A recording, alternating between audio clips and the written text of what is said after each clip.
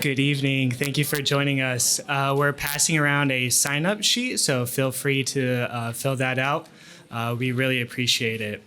My name is Jonathan Hofer. I'm a research associate at the Independent Institute, and I'm delighted to welcome you guys here today for our special session at CPAC titled Protecting the Second Amendment. We are delighted to have two distinguished experts, Dr. Stephen Halbrook, who's a senior fellow at the Independent Institute, and Amy Swearer, senior legal policy analyst at the Heritage Foundation. For those of you new to the Independent Institute, you can find information about our program online as well as on your seats. The Independent Institute is a nonprofit think tank that sponsors in-depth studies on major social and economic issues in order to boldly advance peaceful and prosperous and free societies with a commitment to human worth and dignity. The results of this work is published in books and other periodicals and form the basis for numerous conference and media programs. Neither seeking nor accepting government funding, we hope that you will join us as an independent member. Before we begin, I want to note that our program this afternoon will consist of the presentations by both speakers, followed by Q&A. Afterward, you will also have the opportunity to obtain copies of Dr. Halbrook's books at special discounts for which he has kindly offered to autograph. And those will be located out this door to the left. With the many new attacks on the Second Amendment at the federal, state, and local levels, our session today will examine these threats and how to protect your right to self-defense. Indeed, the Democratic Party's major candidates for nomination for president are unanimous in their agreement that your constitutional right to own and bear firearms should be radically reduced and in many cases completely eliminated. Stephen Halbrook has taught legal political philosophy at George Mason University, Howard University, and the Tuskegee Institute. He received his JD from Georgetown University Law Center and PhD in social philosophy from Florida State University. The winner of 3 gun issue cases before the United States Supreme Court, his work was cited in both the landmark decisions in Heller and Mcdonald. His many books include The Founder's Second Amendment, Gun Control in Nazi-Occupied France, and Gun Control in the Third Reich, all of which will be available for purchase today. Today, Dr. Halbrook will be speaking on defending America's rifle, the AR-15. Please join me in welcoming Steve.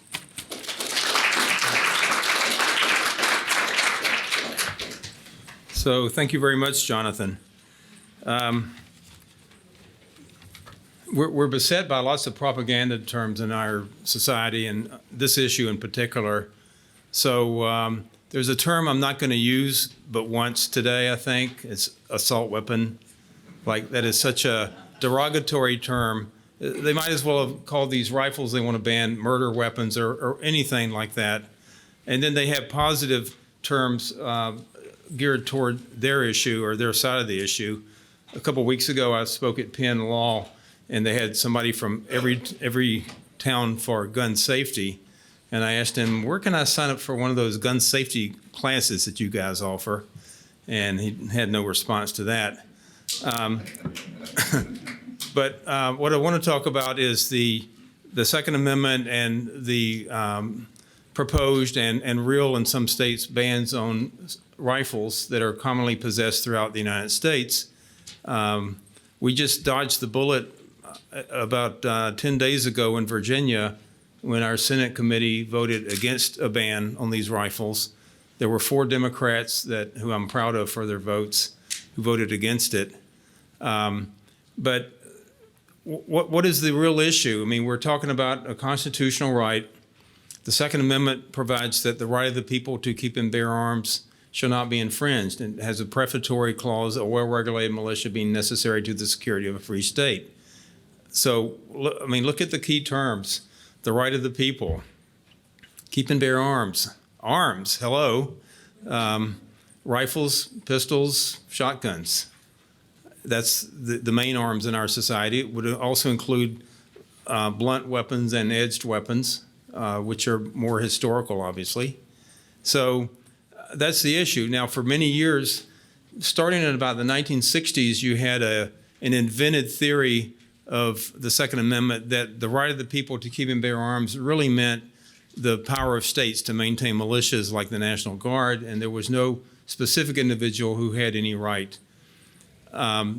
We challenged that intellectually in law review articles and in books starting in the 70s and 80s, and finally our view became the predominant view in the academic world, with the collective rights people hanging on to the extent that by the time the Heller case came before the Supreme Court, Justice Stevens argued for an individual right to keep and bear arms in his dissent, but only in the militia service, which was actually a pretty wacky theory. If you have a right of the people to keep and bear arms, it doesn't say limited to the militia, and you don't get to do anything you want to in a militia. It's a military force, so that you have a command society. Your officer gives orders and you obey. There's no right to do anything in particular. You don't have a right to free speech or assembly or any of these other things in the military force, including a militia. So around 1989, California passed the first ban on America's favorite rifle, which I won't call by AW. And it had a list of evil, wicked, mean, and nasty names and model numbers, manufacturer names and model names or numbers. AR-15, Colt AR-15 leading the list. Automatic Kalashnikov. They didn't know that automatic Kalashnikov really meant a full auto selective fire machine gun. So that was the first ban, and then they started bringing in generic characteristics that I'll talk about a little bit more later, like the horrible, conspicuously protruding pistol grip. That I know you're going to be frightened when I use terms like that, but you'll have to excuse me. If you need to leave the room, it's okay. So we know what the terminology of the Second Amendment is, and then if you go to the founding period, the words meant exactly what they said, like arms and militia. The first Militia Act, 1792, passed by the United States Congress. It required every able-bodied white male in a certain age group to provide their own arms and to sign up for militia duty and to muster when ordered to do so. The word white was crossed out during Reconstruction in 1867. And what did you have to provide? You had to have a musket, which was a military-grade weapon. You had to have a bayonet. A bayonet is like a high-capacity weapon because you can stab people without limit, without ever having to reload. You never give out of ammunition with a bayonet. Or you had to have a rifle, which was more of a sniper weapon at the time and more of a sharpshooter's gun. Or if you rode a horse, then you had to have 2 pistols. So those were the arms. Those were the military-grade arms. But they were the same arms that people in that society had for hunting, for self-protection. They did a lot of shooting matches, so sport. And that's the way things stood, basically, until, as I said, in the 1960s, the propaganda was made up in polite intellectual circles, judges and lawyers in particular, that the Second Amendment only protected a collective militia right and not a right of the people. And that was so that any and all gun control laws could be upheld. If there's no Second Amendment right to individuals, then the sky's the limit in terms of the restrictions that you can enact. So finally, there were 2 basic jurisdictions that banned handguns nationwide. It was the District of Columbia and Morton Grove, Illinois.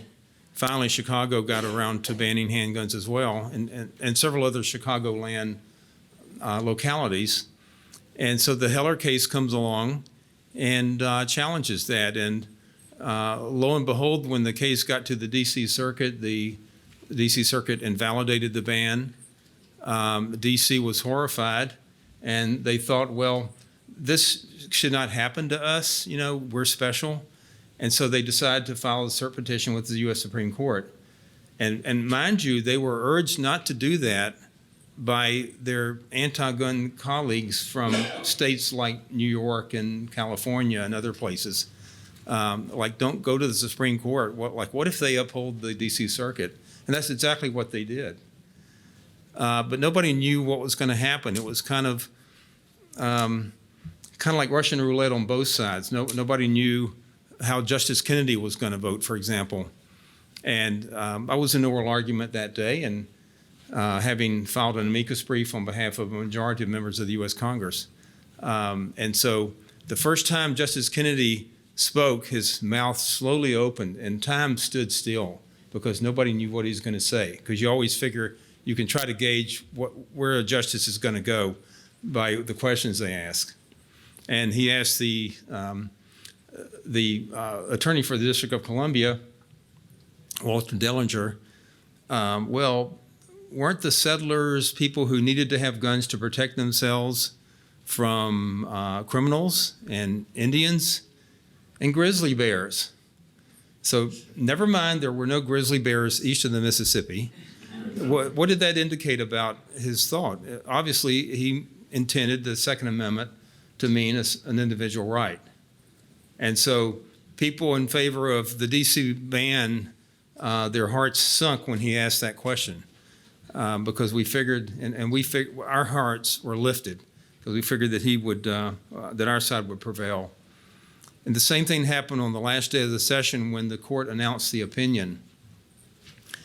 So our side had a big fright when the Chief Justice said that Justice Stevens will announce the opinion in. Before he could say the name of the case, you think, Justice Stevens, oh crap, that means we lost. And it turned out to be some totally innocuous case.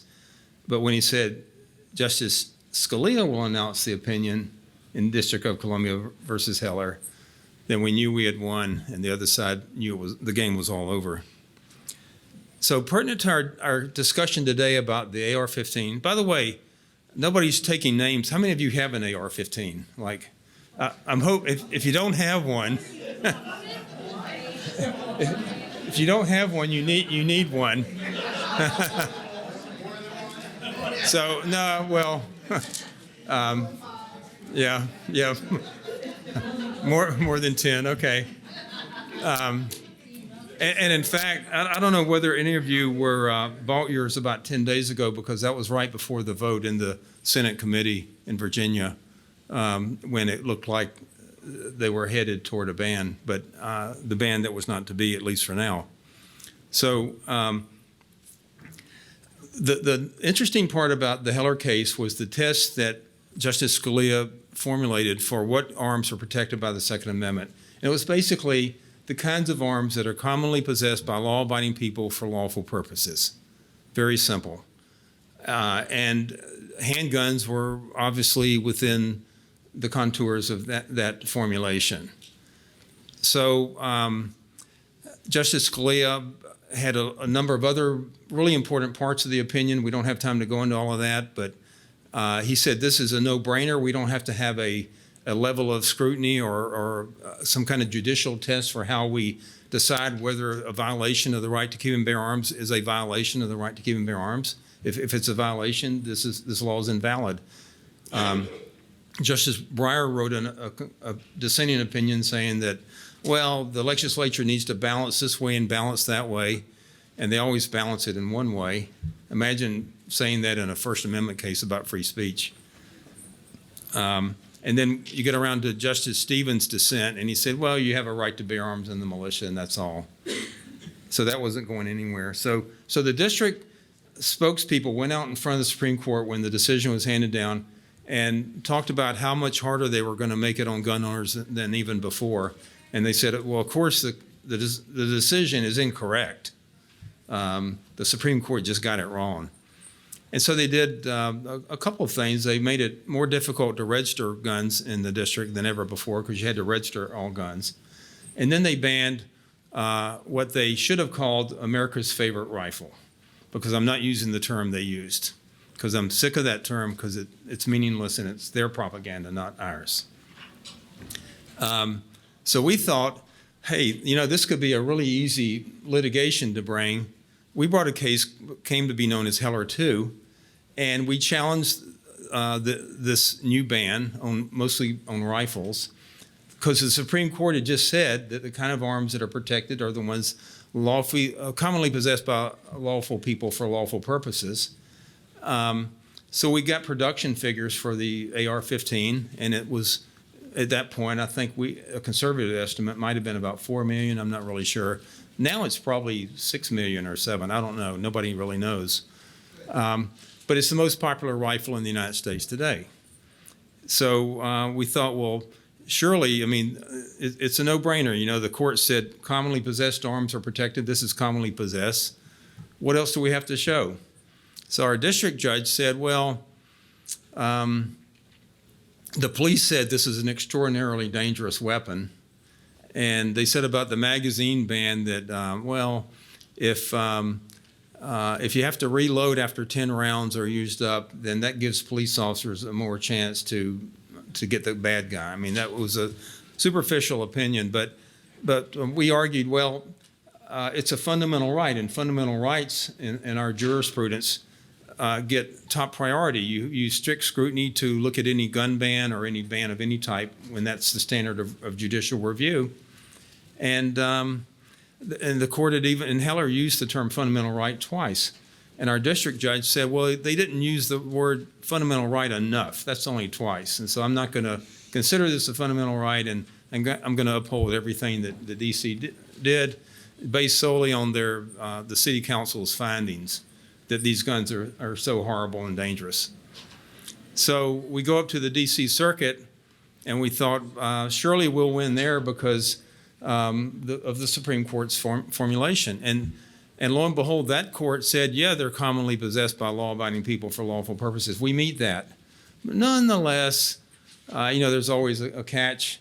We're going to apply what they called intermediate scrutiny, and they're going to say, well, somebody in the council here, and it was a Brady Center lobbyist, said the purpose of a protruding pistol grip is to spray fire and kill as many people as quickly as possible. So a lobbyist said that.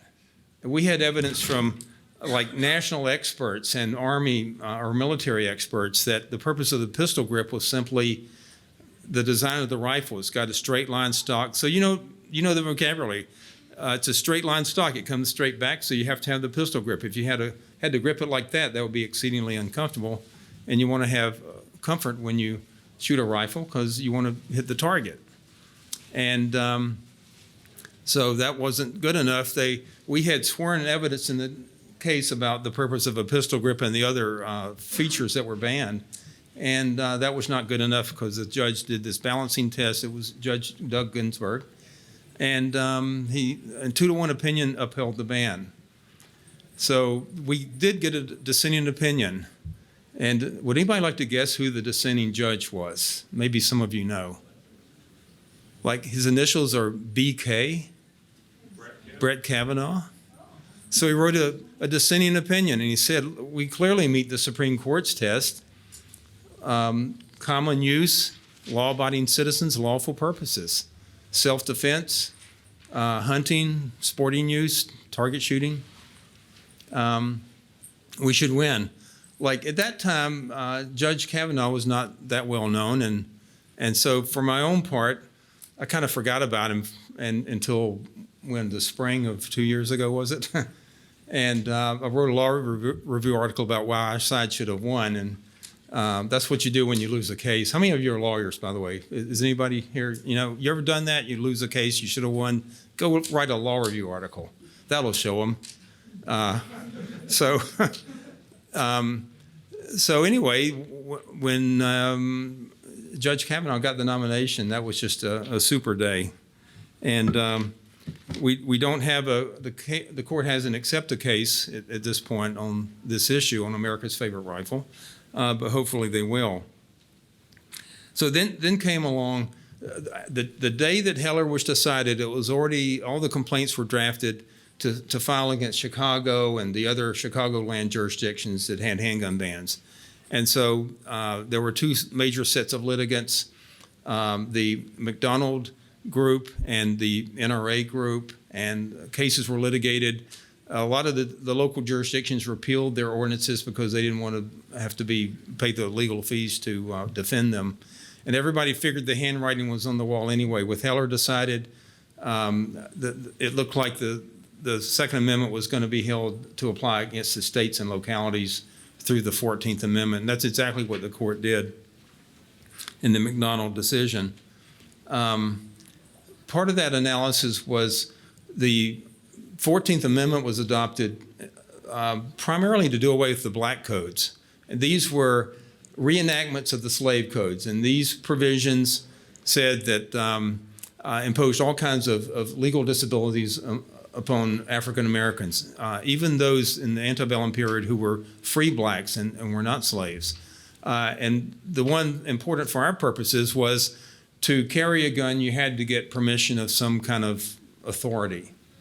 The very first example of a black code provision that the Mcdonald case mentions the 14th Amendment meant to do away with was a Mississippi state ordinance or law providing that African Americans had to get permission from the authorities in order to carry a gun. That's kind of significant that they picked that particular law because that's about carrying guns. And that's going to get into Amy's topic about the right to bear arms. But it's interesting that the maybe issue states that we have, the ones who do not have shall issue, is exactly the same thing as that black code provision. You have to get the permission of the authorities, and they decide what the criteria is, whether they think you need to carry a gun. It's not enough that the Second Amendment refers to the right to bear arms. So the Mcdonald case went on to do another thing I thought was really tickled me. Remember the judge who said Heller only mentioned it's a fundamental right twice? Well, if you do a word search on fundamental right in the Mcdonald case, it's at least a dozen times they said it. It's almost like the court was saying, have we said it enough now that it's a fundamental right? So that did away with the Chicago and the other handgun bans in that period. And then we started having no more action by the Supreme Court. It was like Mark Twain said, the reports of my demise have been greatly exaggerated. Well, all of a sudden, lo and behold, the Supreme Court rendered an opinion. Justice Scalia had died by then. There were only 8 members of the court. It's called Kitano versus Massachusetts. And in that case, the court sent back to the Massachusetts High Court their upholding of the stun gun ban in that state. The Supreme Court said, you got it wrong. We had 3 tests that we provided about one of them, for example, that the descendants of the guns that were available at the founding are the kinds of arms that are protected today. And so that, for the most part, that means rifles, pistols, and shotguns. But it also meant that just because it's a newly invented weapon doesn't mean it's not protected, which stun guns obviously didn't exist at the founding, but they met the test of not so much common use, because there weren't anywhere near as many of those as guns, but common enough. And the neat part about that case is that the stun gun was possessed in a parking lot of a supermarket. The Supreme Court could have just said, well, there's no right to take a gun outside the home, and therefore we're not going to hear this case. But they assumed that you can take an arm under the Second Amendment outside the home, which should be a no-brainer. But for some, those who are fighting the challenges to their may-issue carry regimes don't like the idea that the Supreme Court assumed in that case that you can take it out of the home. So to that extent, it was a victory for our side. But the court has turned down other cases up until recently. And one of them was an ordinance from Highland Park, Illinois, which banned America's favorite rifle. Wouldn't that be cool if you could push a button and these statutes that use that term that I'm not going to use, and you could make it the language of their statutes saying America's favorite rifle is defined as, and then go on to list the characteristics. Then the other part you would want to do is to mandate that you have one, not that you go to the penitentiary if you have one. So I want to talk about these characteristics that are banned some. And before I do that, though, there was some further litigation in the circuit courts. I mentioned the Highland Park case. The Supreme Court denied cert in that case where they banned America's favorite rifle. And Justice Thomas wrote a dissent from that denial of certiorari. Justice Scalia was still alive then. He joined in with that dissent. Basically, Justice Thomas said that this is America's favorite rifle. I think he might have even used a term like that in there in the dissent, and talked about the millions upon millions of rifles that are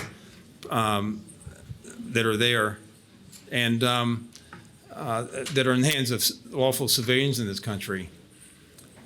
There's been some other cases where there's dissents from denial of certiorari on other issues, like the Peruta case out of the Ninth Circuit upholding discretionary license issuance for concealed weapon licenses. Thomas wrote a dissent from that and joined by Justice Gorsuch. So, and now we have one case pending in the court. The same litigant, by the way, who challenged the ban on America's favorite rifle in the state of New York. It's a case called New York State Rifle and Pistol Association versus Cuomo. And in that case, the Second Circuit Court of Appeals upheld the ban. And what's curious about that case and the other ones that have upheld these bans, they don't say anything about the characteristics of the guns that are banned. It's probably because they don't know what they're talking about. They don't know the subject. They probably wouldn't know a muzzle brake from I know they wouldn't know a muzzle brake from a flash suppressor. These are judges. They're not educated in terms like that. And you have, they're from cultures where they're not around guns. The only thing they know about guns is what they saw in the movies. So when you have that kind of culture that judges are growing up in, and the political operatives who help make them judges, they feel the same way. It's hard to have an intelligent discussion about the characteristics and how can you justify banning these different characteristics.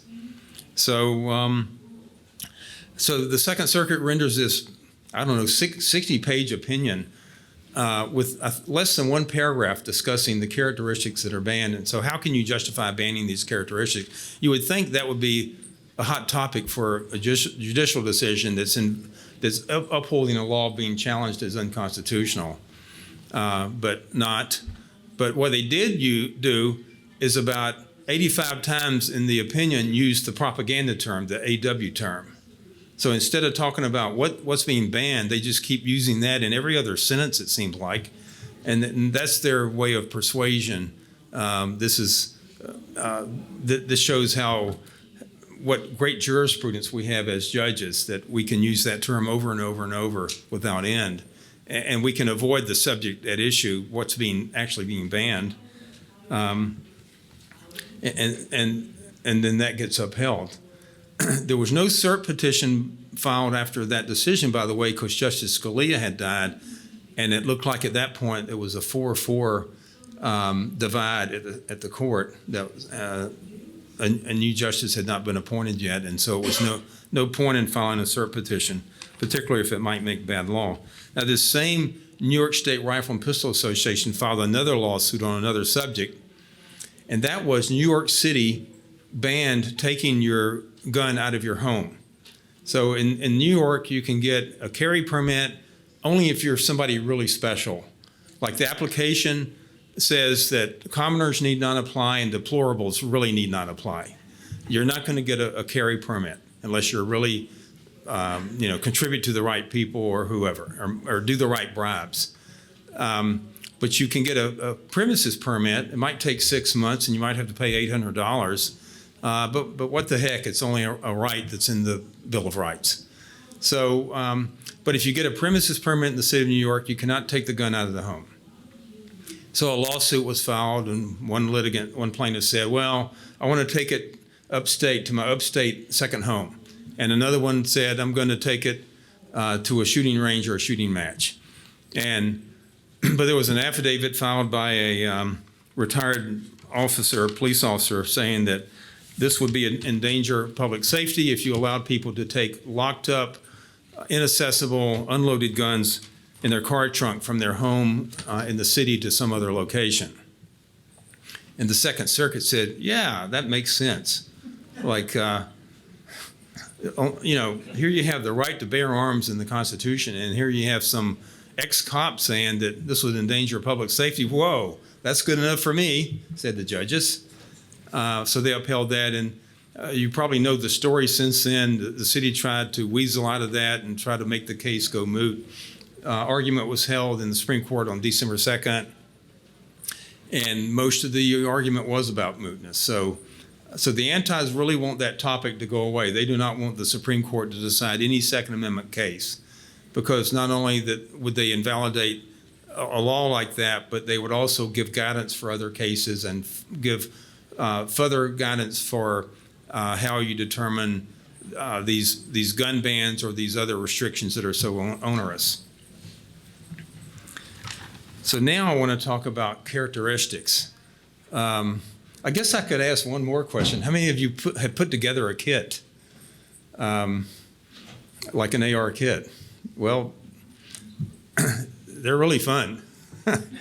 And I highly encourage it. But anyway, what are the features of these rifles that are so horrible and dangerous to society?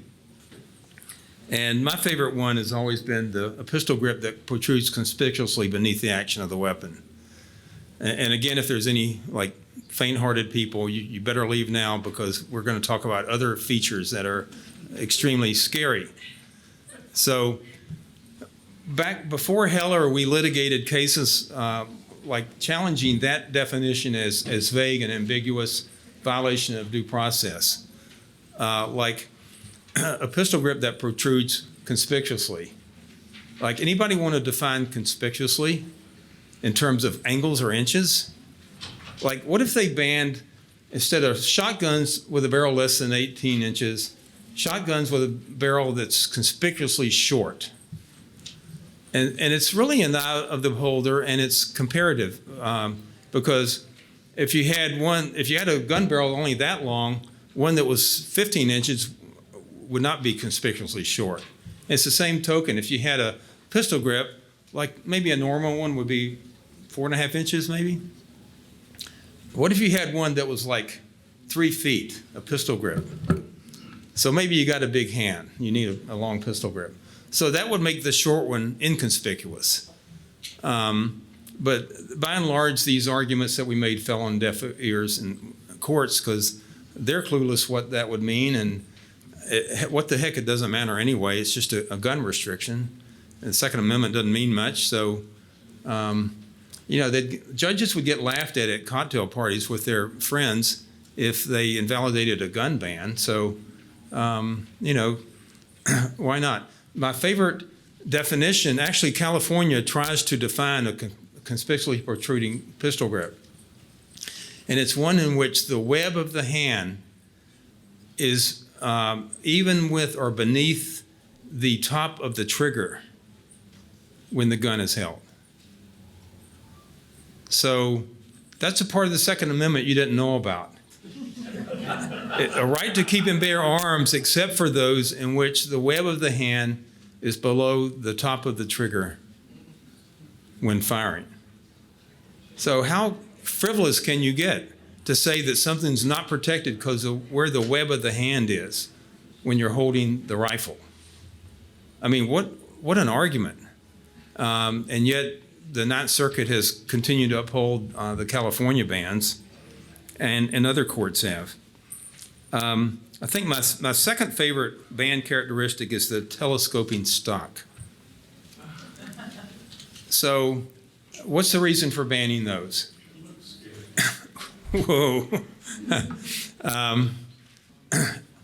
I guess it looks scary because it's a tube instead of a wooden stock that's kind of flat, but the reason they give for upholding that is that it makes it concealable. So let's talk about, I mean, you might have an adjustment of 2 inches, maybe 3 at the most. The reason for it, obviously, is to make it adjust to your physique so that you've got a comfortable fit. You don't want an uncomfortable fit because you want to be able to shoot, to hit what you're aiming at. So, so we've made the argument in court, like, okay, what if at its shortest length, it would be a shoulder stock that was 4 feet long? Nothing concealable about that.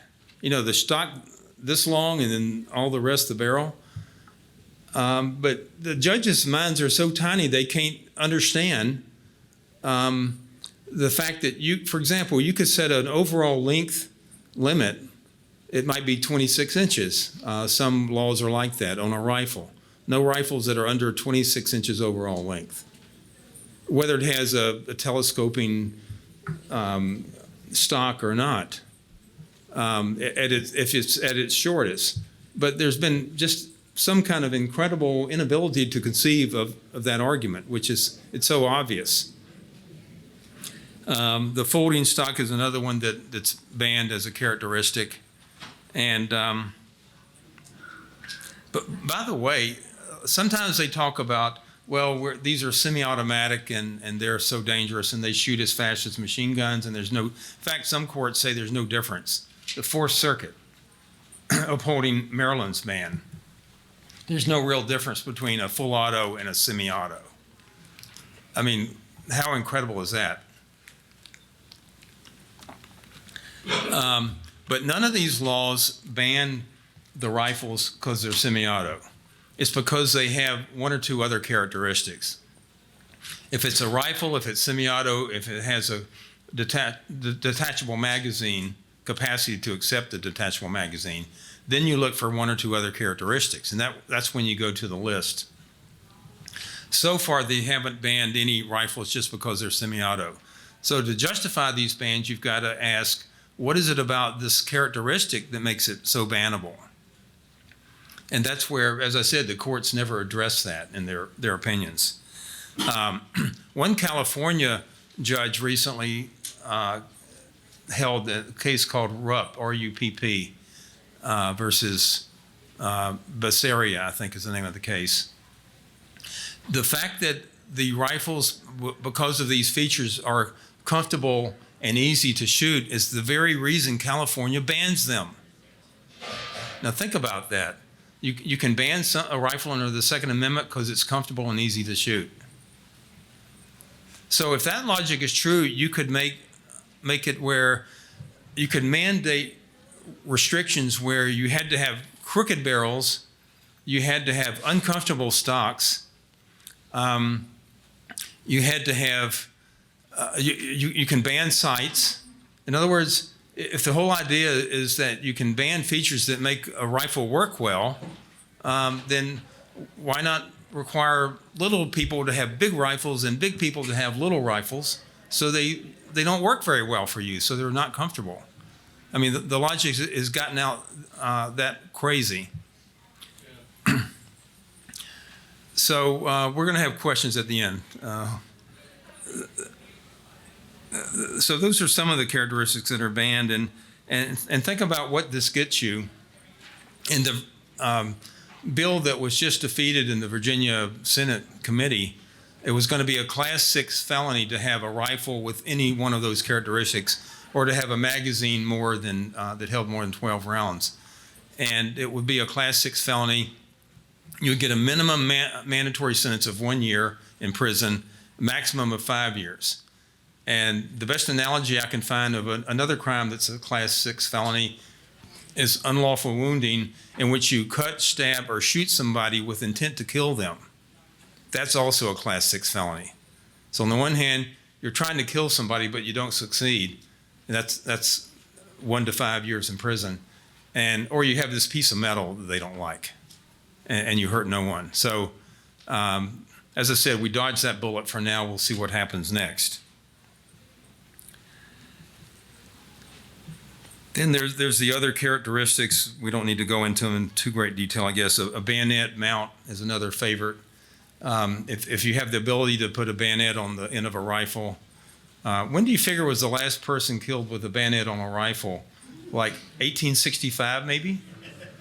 And they're banning just the mount itself, not just the rifle with the bayonet. And if you want to talk about historical arms, the ones that were actually mandated for the militia, you were required to have a rifle or a musket with a bayonet under the first Federal Militia Act. And then the flare launcher, if you have a flare launcher. I've actually seen rifles with flare launchers on YouTube, but I've never known anybody who had one. Do any of you have that? I don't know why you'd have it, unless you have it like, what are flares for? Emergencies? So any school shootings lately with flare launchers involved? So they just banned this stuff because somebody gave them the list. I'll close. I just want to mention one more thing. The sponsor of this Virginia legislation, Delegate Levine, did the YouTube. How many of you saw that? He said, well, an assault, I'm not going to use that term, America's favorite rifle, you use several fingers when you fire it.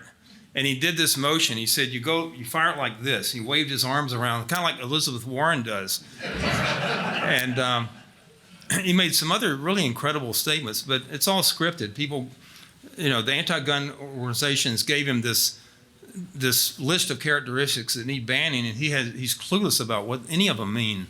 And he wants to put you in prison for up to 5 years for having that. I mean, that's really a war on gun owners, on law-abiding gun owners, to threaten that kind of legislation. So I think probably my time is about out for now, and I'm going to close there. Thank you very much, and I'm going to turn it over to Amy.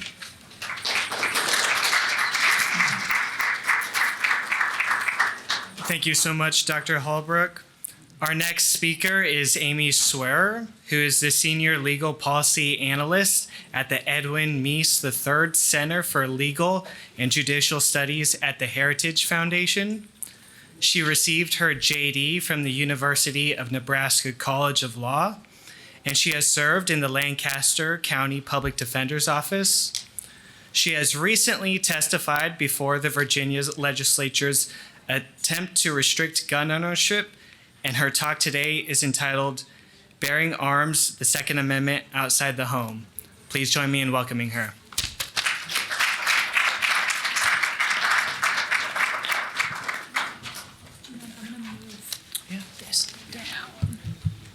How many laptops does it take to set up a presentation?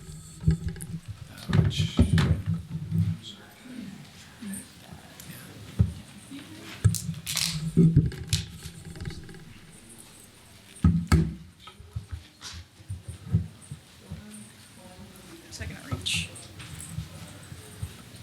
Yeah, don't worry about it. It'll be fine.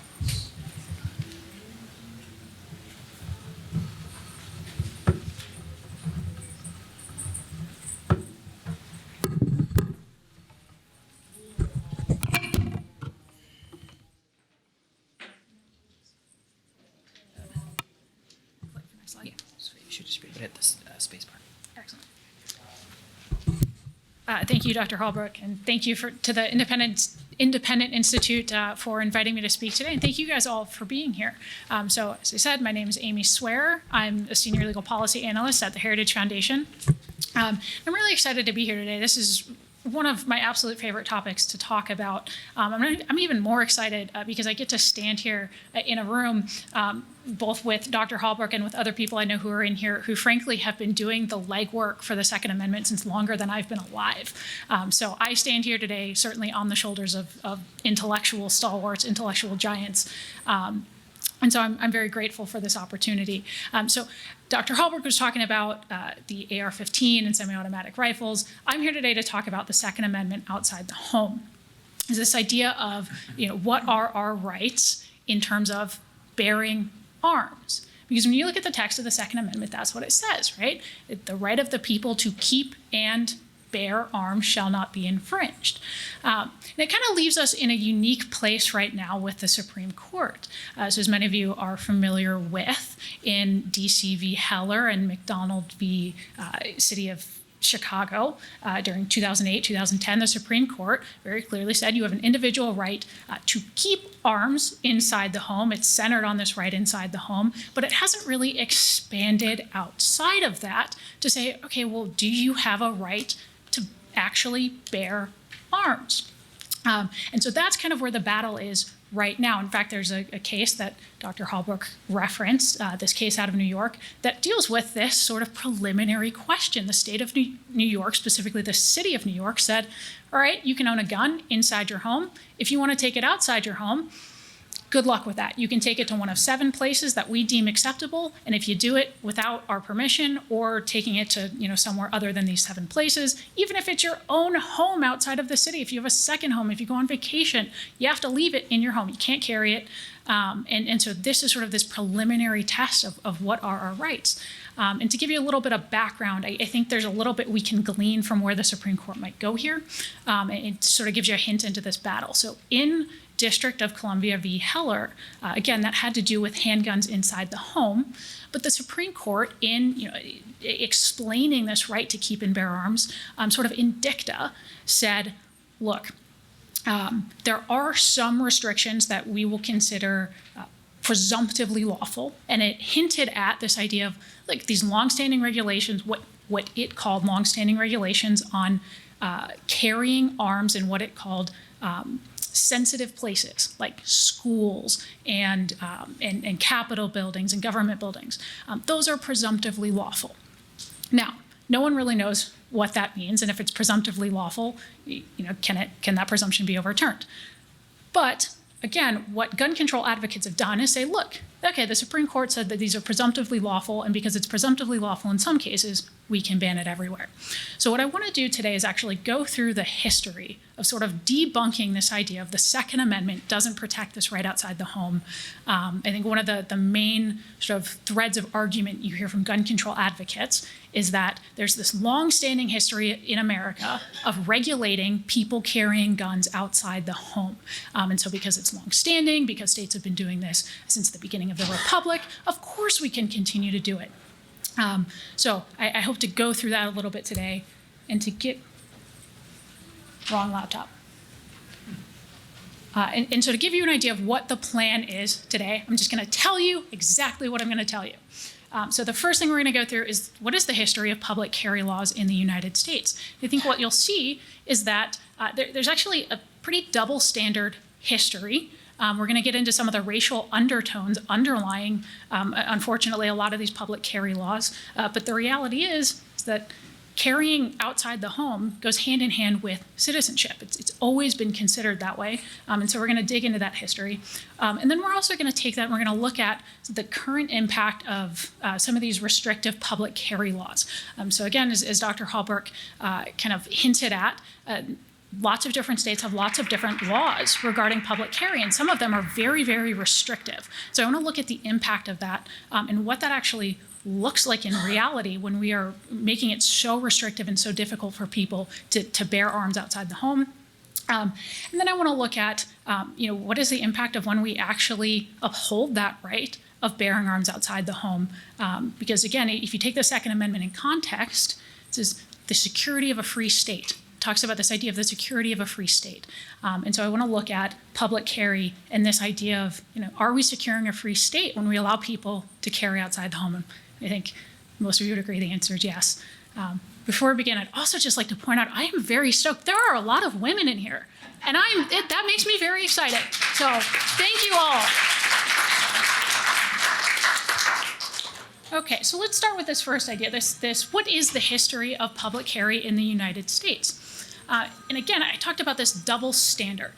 So we're going to start with what is the history of carry laws outside the home for free white citizens.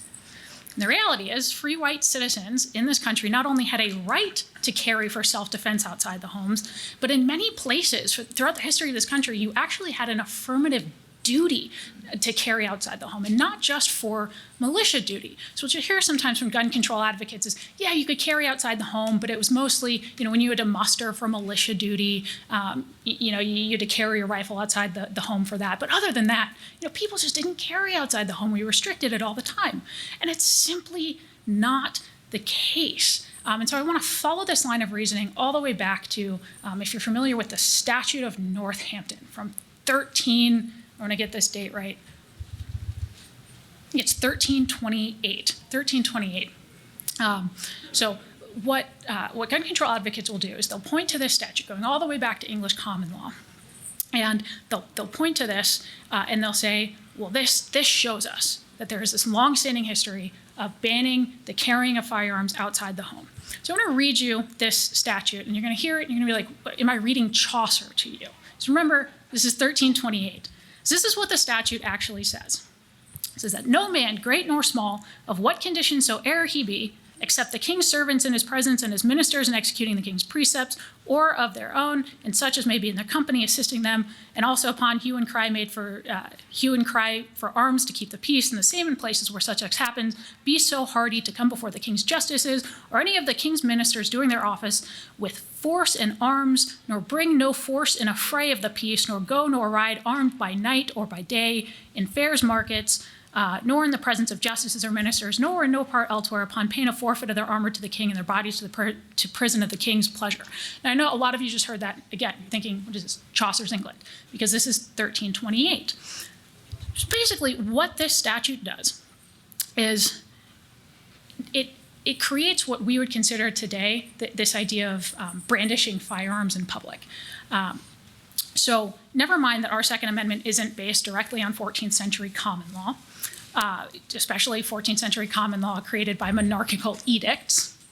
But the reality is that what this statute does not do is ban carrying outside the home. So it's very clear from the case law after this, and from the text itself, when you read it, it's talking about carrying arms, what it says, in a fray of the people. So it's this idea of carrying arms in a manner that terrifies people, that causes them to be afraid.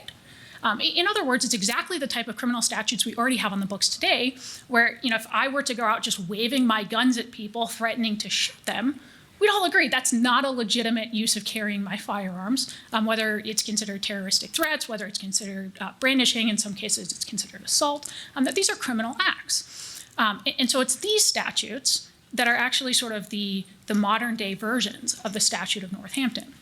And so I say this is sort of the one strain of restrictions on firearm carrying outside the home that you do see both in England and then in states sort of as it progresses up through the Republic, is this idea of these statutes of Northampton. That yes, if you're going around terrifying people with your guns, doing things that are reasonably causing them to be afraid in public, that this is one of the restrictions we do see. And I think it's a restriction we agree is reasonable.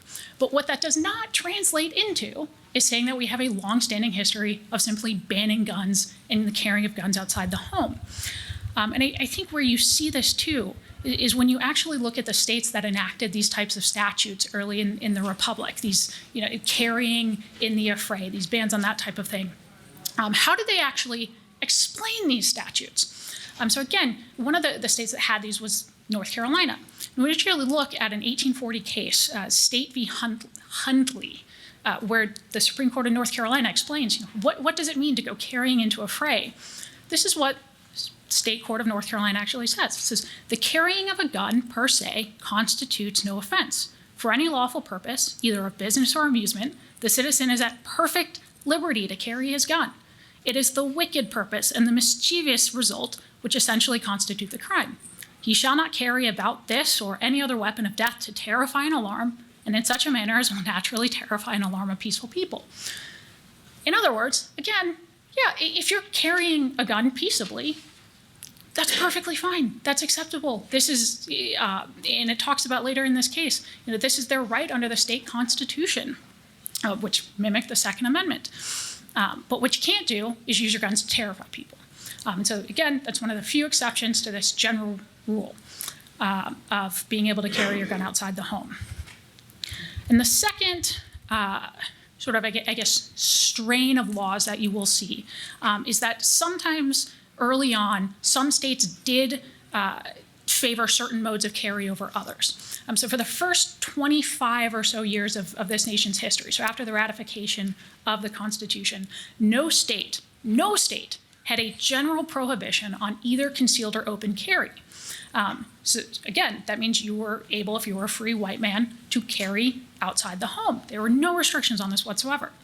By 1850, when we had about 30 states, there were 8 states that restricted the mode of carry. So 8 states that specifically concealed carry, that said you cannot conceal carry, but there were no general prohibitions on open carry. And the reason for that goes back to this sort of idea that it's now sort of foreign to us, but that it was the honorable mode of carry to have it visible for people to see. That when you were concealed carrying, when you were concealing that gun, it was presumed that you were riding about in order to do something underhanded, either to prey upon someone that didn't know you were armed, to conceal the fact that you were doing something you shouldn't have been doing, but that the honorable mode was to say, hey, I'm armed, come at me. And I know it's kind of flipped now where people sort of look down on open carry. But again, so what you had is a minority of states for the first 100 years of this republic who said, we're gonna regulate the mode. But other than that, carry. And again, you see almost no other limitations on this except for these 2 very limited effects when it comes to free white citizens. And my favorite sometimes, and you see this a lot of times in amicus briefs for gun control advocacy groups, they'll point to sometimes a handful of prohibitions in Wild West towns in the 19th century.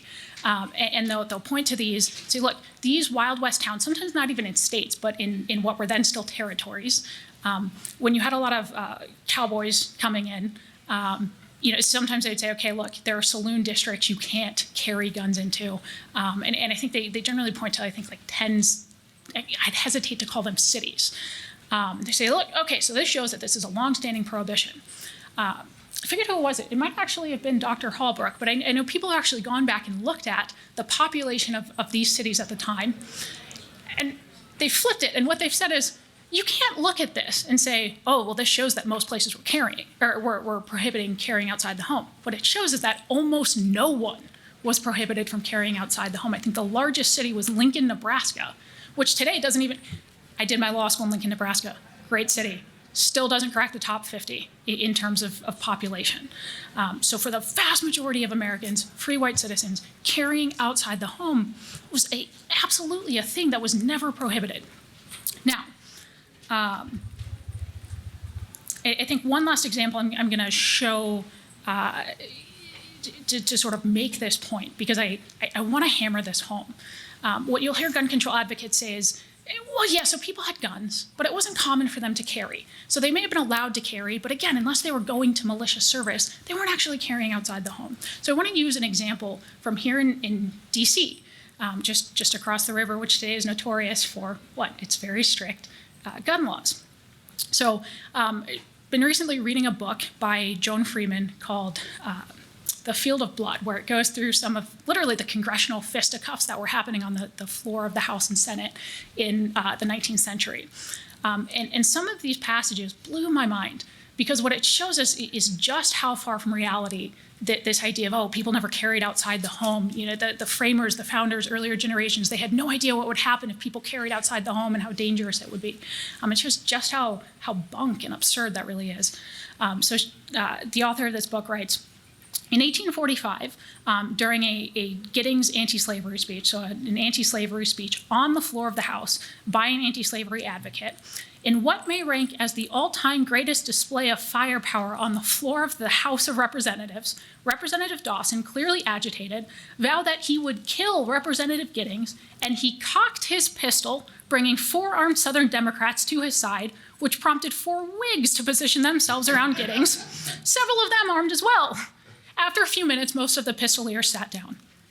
And there's just a plethora of these examples where on the House and Senate floors, people were bringing pistols, they were armed. I mean, granted, I don't think we want to go back to the days of duels, and I don't think anybody is advocating that, but this idea that they had no idea people were never carrying outside the home. No, their response to people being jerks with their guns outside the home was, here's a pistol yourself, defend yourself. So of course they had a semblance of sanity and understood what it was for people to be armed outside the home. Now, I said there was sort of a double-edged history here, and that's what I want to hit on next. So there is a strain of carry laws prohibiting the carrying of firearms. These were never for free white citizens. Firearm ownership, firearm carry went so hand in hand with citizenship that when gun laws were enacted, it was almost universally in order to keep slaves and minorities in their place, to ensure that they could not, again, do what you would imagine the Second Amendment is there for, which is enforce your inalienable rights against those who would deprive you of them. That was the unanimous reality of gun control. It was not for free citizens, it was for the enslaved. And so these sort of racist arms laws predate the establishment of the United States. They go all the way back, starting with 1751, as you can see, the French Black Codes in Louisiana. It not only said that Black people could not bear arms, but that if you were a white person, you had an affirmative mandate. If you saw a Black person carrying any sort of weapon, whether it's a firearm, whether it's a cane, you suspected this, you actually had an affirmative duty to stop them and to beat them until they were disarmed. If necessary, and you on horseback, you also were authorized to shoot to kill. New Spain did the same thing in some of the Spanish colonies, dating back all the way to the 16th century, prohibiting all Black persons, whether slave or free, from carrying arms. And you saw this even up into the antebellum period and into the prior to the Civil War, where this fear of minorities being armed was so ingrained that in Maryland and Mississippi, even free Blacks were prohibited from owning dogs because they were afraid that they would train the dogs to attack white people as part of a slave uprising. This reality really comes to a head in the antebellum South, where you start seeing a lot of these permitting displays first come in after Nat Turner's rebellion in 1831. So Virginia's response to this rebellion, to our ever-loving shame, was to prohibit even free Blacks from keeping and bearing any firearm of any kind. They could not have powder or lead, and they repealed previous laws that prior to that had allowed free Blacks to obtain licenses so they could obtain a license to bear arms in some circumstances. You saw even Tennessee changed its constitution to reflect that the right to keep and bear arms was only for free white men. And then in 1840, North Carolina did the same thing, implemented a prohibition. The first prohibition in that state was for the prohibition on free Negroes, mulattoes, and free persons of color, prohibiting them from keeping and bearing arms. Kentucky, similarly, up to this point, had a licensing requirement, but that was only for free Blacks and slaves. And Kentucky at that time was a frontier state, and so the bigger fear was actually, when this law was enacted, was from Indian uprisings. And so there were licensing requirements there where some slaves could be armed, but namely because they were more scared of Indians in a frontier state.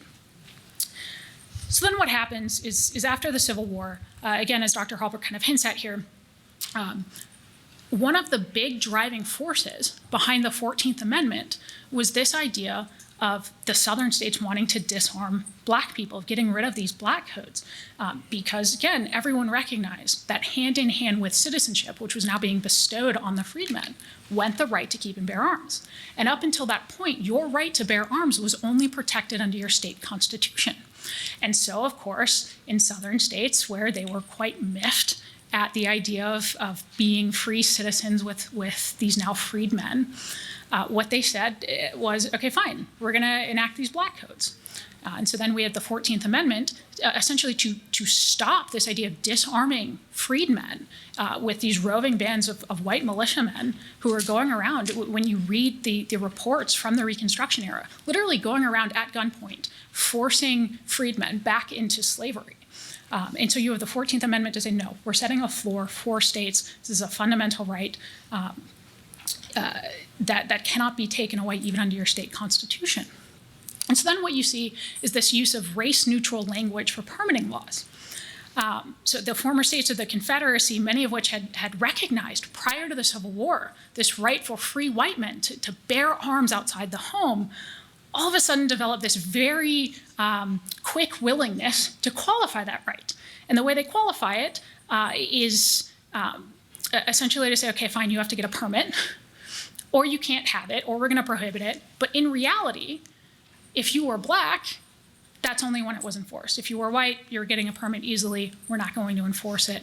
And I think just one of the many examples of this, you see this in Texas, where in 1859, so right before the Civil War, in Cochran v. State, the Supreme Court in that state recognized a right to carry defensive arms, and that this was protected both under the federal and the state constitution in Texas. To the point where the outer limits of the authority in that case were just whether the state could do any attempt whatsoever to regulate the carrying of Bowie knives. And they said no.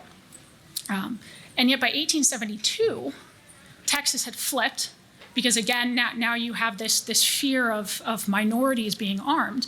Texas flips, where the Supreme Court there decides that you don't have any right whatsoever under the state or federal constitution to keep and bear arms outside the home. And it makes no attempt to explain this, but you see sort of through some of the legislative history that it was very much racially motivated.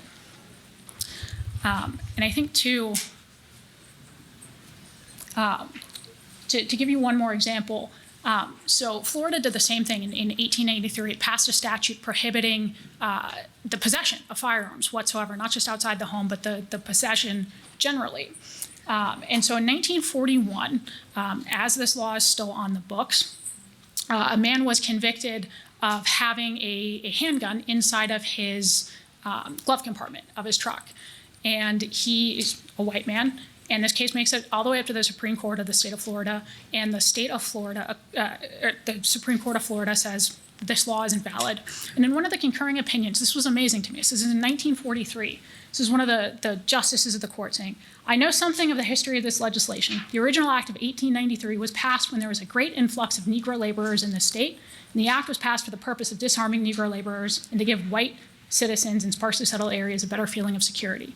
The statute was never intended to be applied to the white population, and in practice has never been so applied. And this was incredibly common. So again, you see this sort of double-edged history of citizenship going hand in hand, and freedom going hand in hand with being able to carry outside the home, and that when gun control is enacted, it's to suppress people who we'd rather not see armed in a very racial undertone. So what you hear from gun control advocates today is, well, that may have been the case back then. It's not the case today. We've since grown out of that. Our gun control laws are very race neutral. It applies to everyone. And I want to talk really quickly about how, frankly, it's one, in effect, not the case. But two, we still even see this in the 20th century. So as many of you are aware of, in California, there is no open carry of firearms. There's barely even concealed carry of firearms. The reason for this goes back to 1967. If you're familiar with what was going on in 1967, there were a lot of racial tensions, a number of race riots across the country.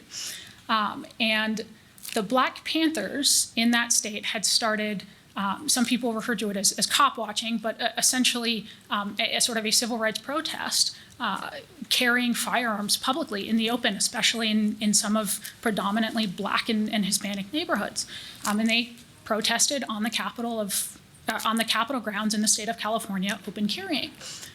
And within the span of 5 months, love Ronald Reagan, but again, much to our dismay here as governor of California, this was passed almost in direct response to Black Panthers carrying firearms in California. And that long-standing allowance of open carry in California was repealed, and that's still the law in the books today. And I think that's fairly common when you look at when a lot of these carry laws were implemented. It's during the sort of civil rights era. Same thing in DC. DC had open carry up until 1975, and then almost overnight it changes. So now I want to talk about, I told you this second part. Do you want to carry a permit in DC? So the good news is, public service announcement, you can get a concealed carry permit in the District of Columbia. Those are the regulations governing how and when and where to get it. So I'm an attorney. I read this and said, what the ever-living heck are you talking about? And had to call other attorneys to help me interpret it. So this is the reality of when states start implementing very restrictive concealed carry. So you have people like myself who look at this and go, what are we doing? I'm going to break this down very quickly into what does this actually say. And this is fairly common in terms of what it takes to get a concealed carry in some of the more restrictive states. So first, if you're not in DC, you need to get a concealed carry permit in the state of your residency. You have to complete a 16-hour class, 2 hours of range training, turn the paperwork in person during business hours at the one location in DC where you can do this, wait 45 days for approval, hope all the information is correct, hope you're not threatened with your life during that time period, and renew it every 2 years. So this took me about 6 months, about $600 or $700 total. When I got the permit, it was incorrect, and I had to go get that information fixed. So this is what it takes. So for me, at this point in my life, when I got this permit, it was an inconvenience. It wasn't fun, but it was something I could do. It was like taking out another student loan payment in order to pay for it. But I had weekends free. I could do a 16-hour class. My boss is amazing. I could say to him, look, can I take the morning off to go do the range training? I didn't have childcare. I didn't have other responsibilities. I had a car to get me to the range in Virginia because there are no public ranges in DC to do the range training. I didn't have to deal with, finding childcare or, any of that sort of stuff. But for a lot of people in the district, for a lot of people in a lot of situations, this is almost prohibitive. And that's on top of the fact that if you're not scared by the 13 pages of regulations trying to explain to you how to get it in the first place, and then you go through this. And the reality is that what this is actually doing is continuing in many respects that same thread of disarming, one, poor people, and two, minorities. To show you this, I'm going to show you this map. So on the far left side, where it says crime map, what you're seeing is a view of the district with all of the violent crimes committed in the last 2 years. So all of the violent crimes committed with weapons. What you're seeing in the middle is the breakdown by family income. So with red being poorer areas and green being higher income areas. What you're seeing on the far right is the demographic breakdown of the District of Columbia by residency, with blue being African American, yellow being Hispanic, and red being white. And this amazed me when I saw it, because it is exactly what so many concealed carry advocates and open carry advocates have been saying for so long, that the people who are least likely to be impacted by violent crime on a daily basis, frankly, they're people like me, upper middle class white people who live in very safe neighborhoods, who can take time off of work, who don't have to find childcare, where it's a major inconvenience, but we can do it. Whereas the people who are most likely to be impacted by violent crime on a daily basis, whose rights mean the most to them, just as a matter of statistical reality, are the people who are least likely to look at those 13 pages and say, yeah, I can find $700 lying around. I can find 16 hours off work on a weekend and then go back the next week to do range training. It's a continuation, whether we intend it or not, it's a continuation of that idea of the Second Amendment is a privilege for rich white people. And it's embarrassing. It really is. This is what this is in effect when states have, whether it's May issue, whether it's restrictive regulations like this. So let's talk about May issue for a second. This idea of you have to beg the government for permission to carry a gun outside the home. When you look at Los Angeles County, I think there's something like only 300 concealed carry permits issued in Los Angeles County. When you look at the demographics of it, it's not in any way reflective of the demographics of LA County. it's largely, and actually in some cases, not just white people, but white people who are friends of that particular sheriff. You see the same thing in New York, where there's been horrible allegations of graft. To get a concealed carry permit in New York City, a lot of times you have to bribe people just to defend yourself. And so that's what it's doing. And that's not to say, I hate this idea of, minorities, poor people, they're too stupid to figure out how to do a concealed carry permit. These are actual real barriers. There's financial restraints, it's time restraints. It's restraints that are very real and tangible to people. So for example, when I lived in Nebraska, I was a student in Nebraska, I could open carry, but I never got my concealed carry permit.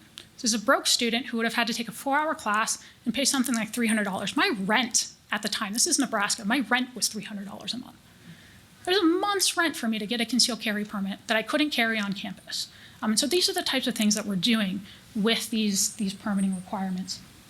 And very quickly, because I do want to get to questions, I want to talk about the security of a free state, the protection of the public.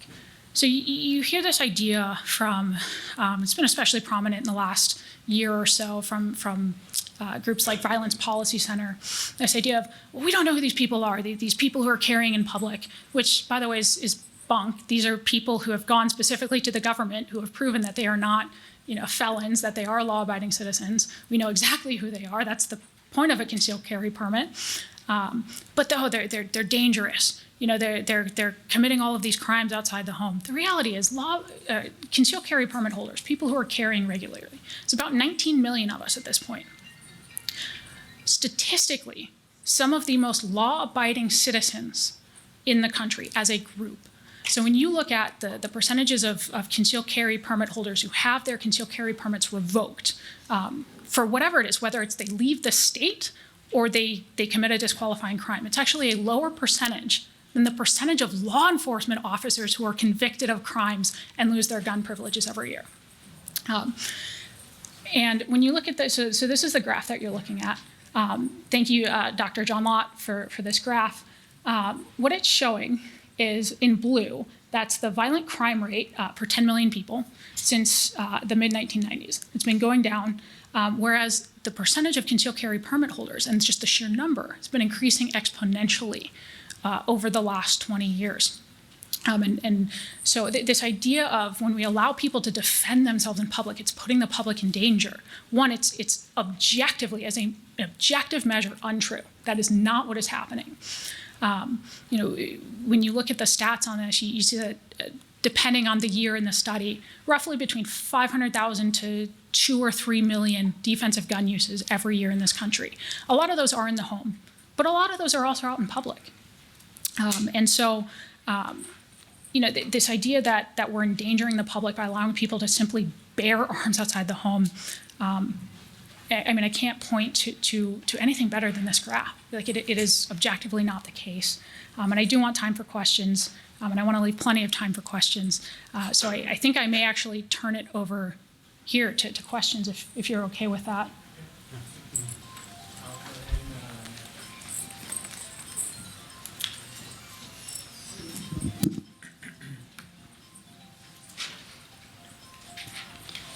So I'm sorry I arrived here a little bit late. I don't know if you addressed red flag laws, that there is a legislative bill that was passed in 2015 under the guise of health care called Macra. And Macra is a database-driven health care bill that has allowed physicians in numerous states to now ask patients if they own a gun, where they keep their gun. They can ask children whether or not their parents, if they know where their parents keep their gun, and all sorts of invasive questions. And all of this goes into a database that's forever. And in the wrong hands, we know how secure databases are. Even Citibank, if they can get hacked, almost anyone can. So my question to you is, considering the red flag laws in different states, and then what's been happening in especially the large Democrat stronghold cities, what they've done with the bail bond laws in New York. There's major cities in Texas, Houston, Austin, Dallas. The same situations happening in every one of those cities, and the crime rates have skyrocketed. Thefts have been happening. The lady at a department store told me that now that they're allowed to steal up to a certain dollar amount without any repercussions, that they have a guy that comes into the department store and just takes about $750 worth every day because he knows there's no repercussions for that. And then, of course, with the murder and crime rates, they've lowered the definition on those things, so they know that even that is not as, the repercussions for committing those crimes are not as bad. So women, I think it endangers women in particular, first of all, that because they tend to look for women to the easier prey.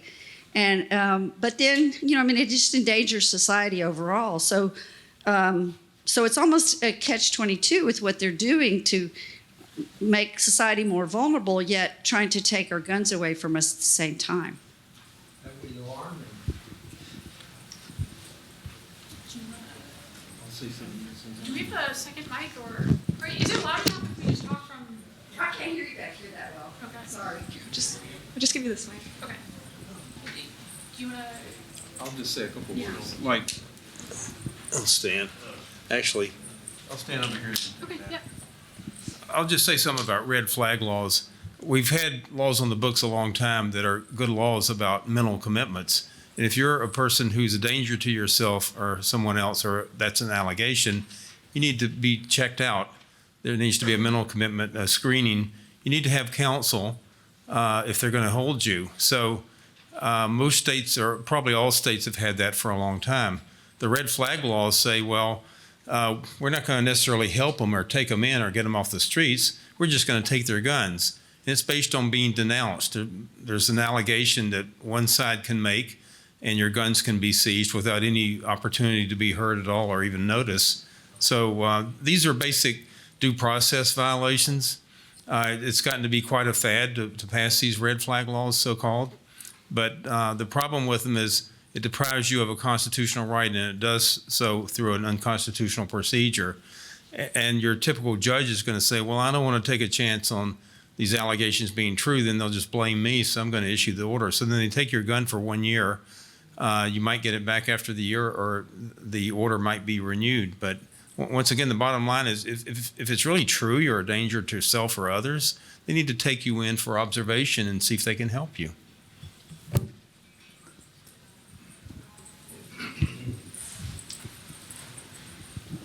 Thanks. Great information. Learned a lot today.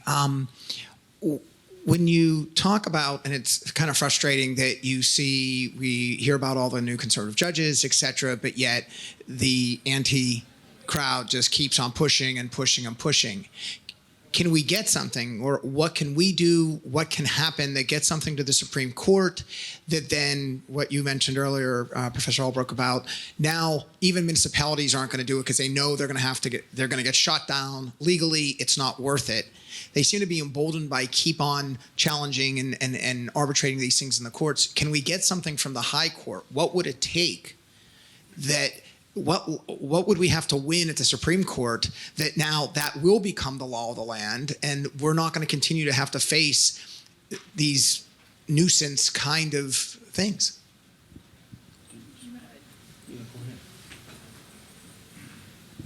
So I share that frustration, and I think one of the good things is you are starting to see, at least now, like we've said, there's a case pending, the New York Pistol and Rifle Association one, that hopefully, I think everyone is of the same opinion that that regulation will be struck down. The question will be sort of what the court does with it, whether it's a very narrow ruling that says, like, yeah, there's a right outside the home, we're not going to tell you what it is, but wherever that line is, this was too extreme, or whether they give a very robust ruling that says, no, this is what the right is outside the home. And I think so you're seeing those cases be challenged. It's not as though people are not legislating or not litigating this. The question becomes, most of these states where you're seeing these laws are in circuits that are upholding the laws, whether it's the Second Circuit, the Ninth Circuit. But then you have states like Texas who, aren't passing these laws. But so you're not having the sort of split circuit scenario, because does that make sense, where the 10th Circuit isn't having to uphold that? But I think you are starting to see the Supreme Court starting to want to take on these cases. I think whatever they do in June with New York Pistol and Rifle will probably give us an indication of, sort of how seriously they're going to start taking this in the future. But are you saying if that one gets through and it gets interpreted a little more widely, then maybe we can get maybe a case with America's favorite rifle can get up there, and then that stuff will then go away too? Look, there's several cases piled up, people knocking at the door, and the court's just kept them waiting. And I think the court's waiting to see what they're going to do in the New York case, because different issues, but they give more jurisprudential guidance when they render an opinion. So it's not that people haven't been bringing these challenges, it's that the Supreme Court has not granted certiorari on them. That includes the right to America's rifle and the right to carry, all the big issues. So that's up to the Supreme Court, and of course the justices on our side are going to maybe pick and choose, and they don't want to vote for hearing a case where they think a majority of the justices are going to prevail adversely to that.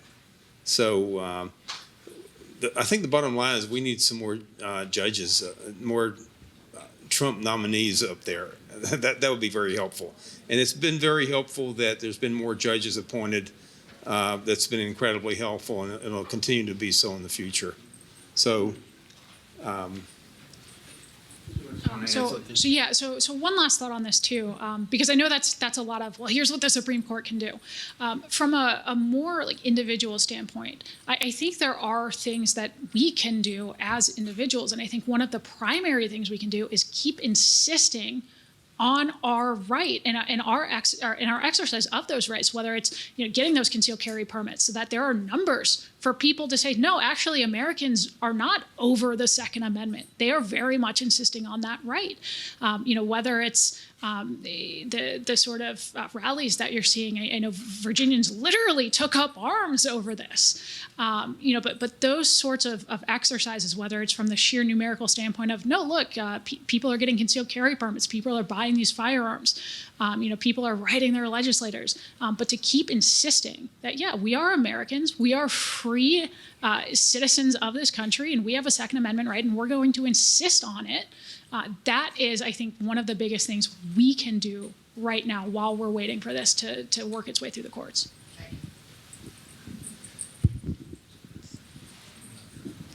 I'm going to, first of all, thank you to Amy for the wonderful testimony you gave with Diana Mueller and Dr. Halbrook. I've been following you for years. I think what the thing that bothers me about the gun community is that we're trying to rely on the Supreme Court and things to solve problems that have already happened.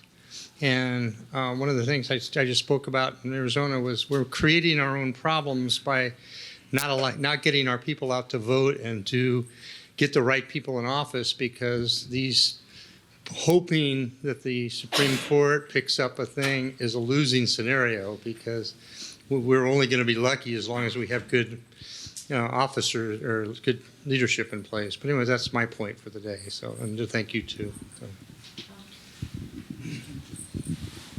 For Dr. Halbrook, where are we at on these cases where a guy builds a gun in his garage, or a CNC machine shop makes their entire AR-15 out of materials that never went interstate commerce, and they claim it's not subject to federal law? So there's no federal law against building your own rifle or handgun or shotgun. The only thing that's required is if you're engaged in the business of manufacture, you have to get a manufacturer's license and serialize the gun. And then it goes through the FFL distribution chain, and you have records up to that point, and finally the first retail purchaser, and you're good to go. So you can make your own gun. There's some states now passing laws California is a good example where if you do that, you have to serialize it, you have to engrave it and put information on it and register it. California basically has a registration system now. So I don't expect the federal law is going to change. And one other thing, if you haven't heard about it, there's been 3 district court decisions now saying that an AR lower is not a receiver, not a frame or receiver, and it's not. You have to have the upper to go with it. And cases have been dismissed involving various issues based on the fact that to be a frame or receiver, it has to provide the housing for the firing components, and it has to include the bolt or breech block. And ATF has gotten away with, for years, of prosecuting cases based just on the lower receiver. Anyway, it's kind of an interesting twist, and we'll see what comes with that. But I don't expect the federal law to change anytime soon, absent some major political change in Congress and the executive branch. I have a question. What states, Can you use that, please? do I need to use it? You don't have to. What states have constitutional carry? Because I'm from New Hampshire, and I don't think a lot of these things that we've discussed really are litigated as far as, concealed carry or LTC or stuff like that. Do you know where you can find out, like, what states, like, is it Pennsylvania, Virginia, New Hampshire? Where do you find that information out? We need this for the audio. Can you repeat the question? Actually, we need it for the audio. It's on the Oh, internet. okay. My question was, what states have constitutional carry? It's on the internet. And really, It is? what is it? How many states? Oh, geez. So I think we might be up at 10 states with constitutional carry. So constitutional carry, for those of you who aren't aware, is this idea of, like, are you a law-abiding citizen? Yeah, okay, you can carry without a permit. It's sort of replicating this idea of, look, criminals, anyone who is intent on committing harm, who is willing to break laws about murder and robbery, they're not going to care that we tell them to get a permit or not get a permit. They're going to carry regardless. And so basically all you're doing is punishing law-abiding citizens. So a number of states, again, I think the number may be up to 10. If you're a resident of that state or otherwise, fit within someone who's not prohibited from keeping and bearing arms, you're able to carry without a permit. So when we say it's on the internet, we don't mean that facetiously or sort of a jab. It really is, I think, the best place to get information on this. And that's part of the problem with how all of our state by state, this web work of laws are set up. To give you an example of some of the problems it causes, I wanted to go down to South Carolina with my family to vacation down there just a couple weeks ago. So I'm a Virginia resident. I have a Virginia permit. My father lives in the Pacific Northwest and has a permit in his state up there. I could carry my gun down to South Carolina. My father could not, because South Carolina recognizes my permit, but does not recognize my father's permit, even though, frankly, my father had to jump through more hoops to get his permit than I did. And so there's just this sort of patchwork of regulations between, whether you have a resident permit or a non-resident permit, or, what state you reside in, so honestly, the best advice that I can give. I'm not your attorney. I'm not representing you. I can't give you legal advice. The best advice that I can give is, if you're going to travel somewhere with your firearm, you need to know what state you're going through, and you need to know the regulations in those states. And the best way of doing that is looking it up online. There are a number of websites that are fairly user-friendly that I found have very up-to-date laws. Well, wasn't reciprocity a legislative thing that happened a couple years ago, as far as some states saying we honor reciprocity from the state? Yeah. So there are I think it's 36, 38 states that are generally reciprocal of each other. But again, it depends on what state you're in that they'll reciprocate. There have been at the federal level a number of attempts to pass either a federal permitting system for concealed carry, or a federal reciprocity that sort of sets a standard to say, look, if you have this permit and you meet the standard, you cannot deny the ability of people who meet this standard to carry in your state. And there have been various attempts at that. I don't know if you want to touch on that more or. That's what I was going to ask, actually, if they're going to do that for the national elector, that's going anywhere. You know, It's on the legislative agenda if we get the House and the Senate back. Yeah, I mean, there was a lot of stuff on the agenda for the first 2 years, and none of it got anywhere, unfortunately, or not much of it did. Silencer deregulation and right to transport. We have a federal law in the books now where you can go through states that are restrictive as long as the gun is locked and unloaded and inaccessible, but they'll still pop you in New York. Then you got to get a criminal lawyer, and then it gets dismissed. Go to a JFK airport and check in your gun, and they'll call the cops, and you say, here's what the federal law says I can do, and they'll say, this is New York, federal law doesn't apply here. That's what happened to one of my clients. So there's a lot of progress that needs to be made. More questions? In the back.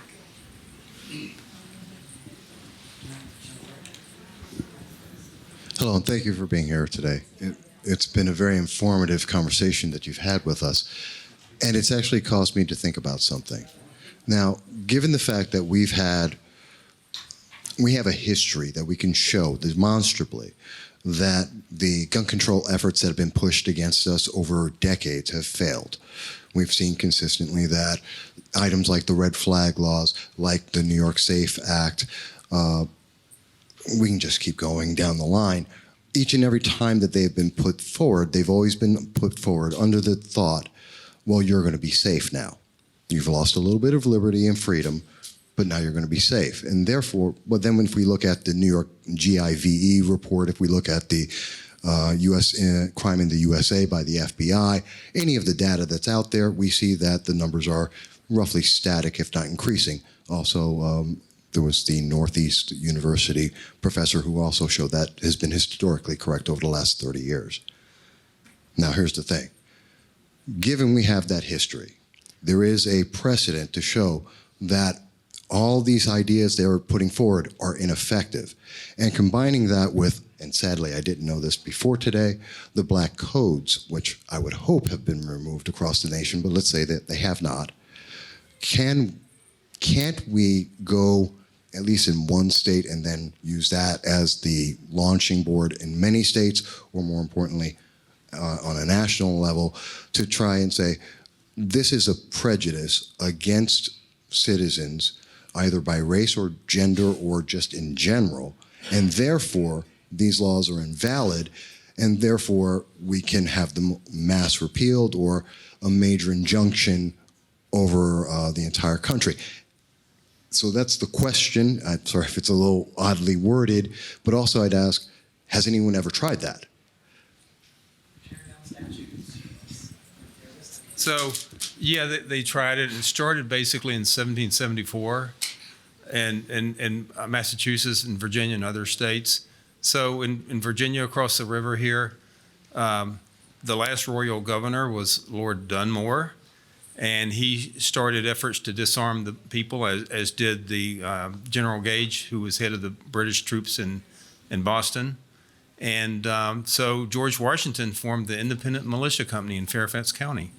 And so they couldn't do this through the courts. We can't do that part through the courts now. But what we can do, for example, we have this modern Lord Dunmore named Ralph Northam, who's on his days off, he either goes in blackface or puts on a Klan outfit.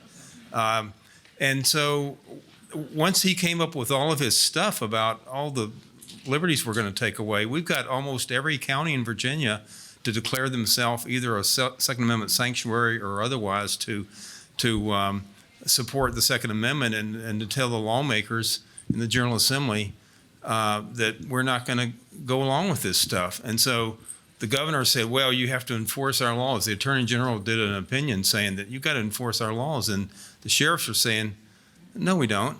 And in fact, some of the Commonwealth attorneys are saying we don't have to enforce the marijuana laws. So other ones can just as well say, we don't have to enforce your stupid laws about, what are we going to do? Go to shooting ranges and see if somebody's got one of those deadly muzzle brakes on the end of their rifles. We can send in undercover agents to check that out. And so, no, I mean, we've got popular revolt against what's going on right now, and I think that's the solution. We're not going to win in the court on that basis, but we can win politically. So I'm going to let Dr. Halbrook's answer stand on the legal aspect of, sort of the attempts to say, like, this is our constitutional right and none of this is effective. But I do want to make two quick points on some of the other things you said there with that question. So the first is this idea of, the government saying, like, you don't need guns, we're going to keep you safe, you're giving up your liberty, but we're going to be there for you. So first of all, well, I think we all have a tremendous, is that better? Yeah. We all have a tremendous respect for law enforcement. The reality is that while I want law enforcement to be there to protect me, I do not cede my natural right to self-defense to the government. That's part of the security of a free state is, one, ensuring that there isn't a government monopoly on the use of force, but two, even if there were a government monopoly on the use of force, it's not effective. So one of the things that I've been doing at the Heritage Foundation is studying defensive gun uses. We've put out a monthly series highlighting just a dozen or so examples from the month of some of these great defensive gun uses that otherwise go unpublished. And one of the things that has struck me is listening to the 911 calls from some of these scenarios. There's one in particular that I don't think will ever sort of leave the back of my mind. There's an individual, so the average response time for law enforcement, even to emergency calls, in most jurisdictions is about 6 to 8 minutes. And so this individual in Washington State, you listen to this 911 call, calls 911 immediately, realizes in the dead of night that someone is in his home, and he's whispering to this 911 dispatcher saying, I'm hiding in my closet. I have a gun. I hope to God I don't have to use it. But if this man comes in here, I'm going to have to use it. And you listen to the terror in this man's voice. On the phone with this dispatcher, the man does unfortunately come into the room, attacks him. You can hear him shoot this suspect, using his Second Amendment right to enforce his inalienable right to life and liberty. And then what struck me was that you listen to the next 6 minutes of silence while he is waiting for law enforcement to get there. And I gotta say, 6 minutes doesn't seem like a lot some days, but when you're listening to a man who just fought for his life, it was an eternity. So this idea that the government is there to protect us in every scenario and that I cede my right to self-defense to them to protect me is absurd and it's un-American. And then quickly, again, you touched on this idea of the black codes. So they have been repealed to the extent of no state has a law saying black people cannot own guns. But what you do see again, not just the effect of how when we put barriers in front of people, whether it's May issue or all of these other barriers, that it disproportionately affects poorer people and minorities and people with other responsibilities. But what you also see is a disparity of sentencing is where you see this play out. So minorities, particularly young black men and young Hispanic men, are very much disproportionately affected by sentencing laws for some of these things like carrying without a license, that they are disproportionately the people who are being arrested, tried, and convicted for these offenses. And I think to me the most absurd example of this, just this year, a couple months ago in Decatur, Illinois, where it's very, very difficult to get a concealed carry license in Illinois. You need 16 hours of training. It's roughly $300. You got to wait 90 days for processing. So this young woman who had a restraining order against her ex-husband, the ex-husband had already beat her so badly once that she had a shunt in her brain. She has a FOID card, so a license in Illinois to have a gun in her home. She's a licensed, law-abiding gun owner whose ex-husband is crazy. And so she carries her gun with her in her car to work. The ex-husband finds her, attacks her in her car, starts beating her. She's got a number of injuries. Keep in mind, she already has a shunt in her brain. She shoots him, injures him. Law enforcement's called. Of course, they arrest the ex-husband for attempted murder. And then they arrest her. And they arrest her not because it wasn't a lawful defensive gun use. No one was sitting there going, oh, she didn't have a right to defend herself. But because she hadn't gone through the process to beg the government for permission to carry a gun in self-defense outside the home. And the kicker is, so this happened on a Friday. By Monday, the ex-husband had bailed himself out, and she couldn't afford it, and she was still in jail. That is an unfortunately all too common reality with many of these licensing restrictions. And I think that especially is where you see this play out, not in explicit black codes, but in the way that we enforce them still predominantly. You see this with Michael Bloomberg saying things like, yeah, my goal is to disarm young black men. None of them should ever carry guns. That's insane. That's something that for me as a white woman, I'm like, how dare you? If someone said to me, my goal is to ensure that women are not armed, get out. Get out. That is my right. That's your right. That is a right that belongs to us as Americans. And so that's where you see that now, is in that effect of how we enforce those laws. We got time for one more question. One more question. Thank you. My name is Stan, and I'm from Colorado. Also, I'm a county official, an elected official, a county commissioner. I want to talk about red flag laws because we passed a red flag law in Colorado. And there's two things that are kind of interesting. One is about the Second Amendment, but there's another part, and that's the question. But I just want everybody here to know 39 counties out of 64 counties in Colorado declared themselves a Second Amendment sanctuary county as a result of the state legislation. Yeah. Oh, absolutely, one of them. Absolutely. And I voted for. We don't use the word sanctuary in our county. We call it a Second Amendment protection order. That was the term we used. Yeah.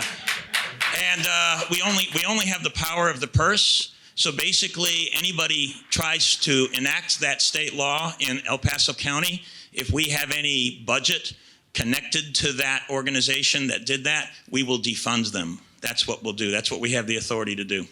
So, but the other question is, these red flag laws also affect due process, which when you don't get due process, it's a violation of the 5th and 14th Amendments, because your property is confiscated from you without an opportunity to appeal. And it's a burden on the state to prove you committed a crime, as opposed to being told you've committed a crime and you have to prove you're innocent. So I think these things are violations of the 5th and 14th Amendments as well. It seems so obvious to me that that's a violation. I don't know why these things don't get to the Supreme Court and are made invalid immediately. How come that doesn't happen? Well, one thing is you have to have the process of challenging these laws. We couldn't go into court unless we're subject to a red flag order and have standing to challenge it. And the only way that's ever going to go up to the various appellate courts and maybe eventually the Supreme Court, if you have people who are actually targets of those red flag laws, and if these different things happen to them, then they have standing and they can go the whole way. But we don't know. The Supreme Court itself has stayed out of these kinds of issues of law, which is kind of in domestic relations side of the law. And so whether they'll ever hear a case like that, we have no idea. But, you know, it used to be the liberals were the people so much in favor of like procedural due process. And now that's been thrown out the window. And I mean, not to mention the Second Amendment issue, but the right to have notice of some adverse consequence and an opportunity to be heard has been so fundamental to due process. And they're not just taking away your gun, they're taking away your liberty to defend yourself. And so anyway, thank you for being here and for telling us about, there's other places too. It's Colorado, it's New Mexico. There's a number of places where people are revolting and saying, we've had enough of this stuff.